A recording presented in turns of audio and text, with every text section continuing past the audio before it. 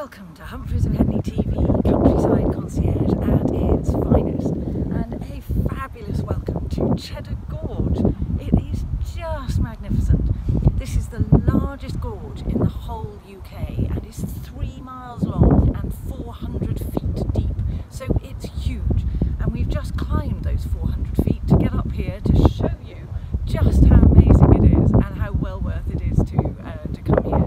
There's a lovely little village, Cheddar, which has about 5,000 people, I think, living in it. There are a few more down there today, I think. And this is the site where in 1903 they found the oldest skeleton ever. It was 10,000 years old. So not only can it boast these incredible sights and cliffs and so on, and caves. We're not allowed to film in the caves, but they're definitely well worth a visit. But it also boasts this old skeleton, and something that we discovered today, which is really rather lovely.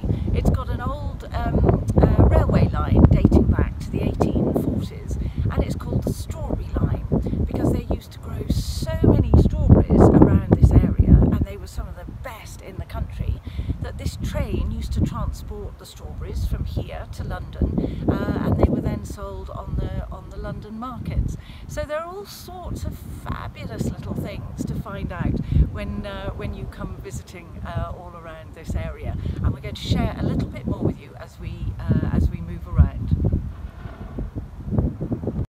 Okay, so we wanted you to see the fabulous Cheddar Gorge from the other side. So we have just walked around the entire loop, and that behind me is where we were standing for the earlier bit of this recording. Now, Cheddar is probably most famous for the most delicious cheese in the world. Now, I'm sure the French would probably argue with me about that, but the history of cheddar cheese is just glorious. A milkmaid apparently forgot a pail of milk and left it in a cave, and we all know what happens to milk when it's left behind. Anyway, the locals decided that they really rather liked the flavour of this and started developing the recipe for cheddar cheese, and that's where it came from. Now, this whole area is known as the Mendips, which is just sort of south of Bristol and Bath, and there's been a huge amount of agriculture and mining and so on. And apparently up until the late 1700s, the conditions for the miners were absolutely horrendous, and until a few people started getting involved and improving the situation. So it's got a hugely rich heritage of all sorts of elements to the wonders of British history in and around this area. So, and as you can see, it's absolutely beautiful, so well worth visiting.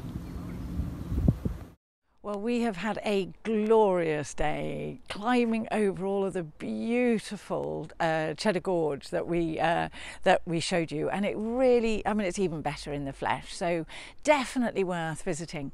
And now we are in the beautiful village of Wedmore, which is where we've chosen to stay to come exploring down here. And there's a rather fabulous story about Wedmore.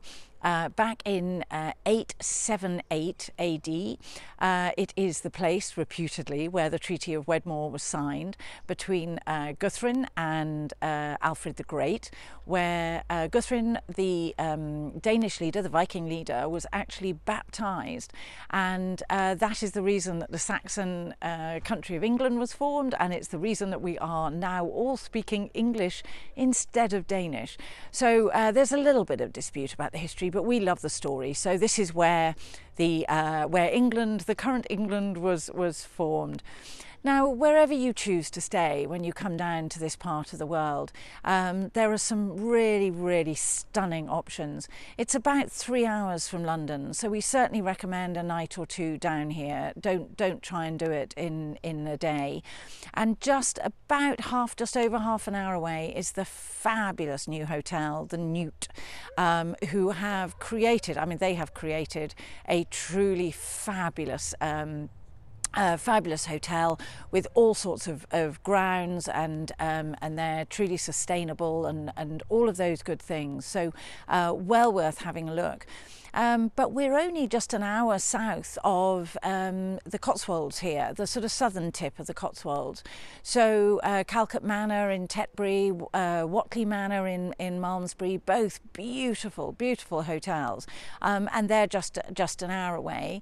Alternatively, if you want to head down south to the beautiful Devon and Cornwall, which we will be covering in a later episode, the fabulous Gidleigh Park is about an hour and a half away from here, so not too far at all, because Devon is literally just an hour down the road. So location wise it is glorious, and if you want to do a garden tour of England, really recommend coming down to this part of the world.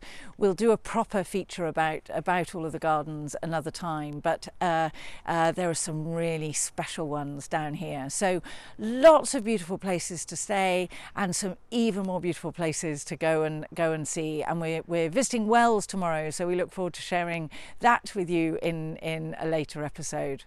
We look forward to seeing you next time.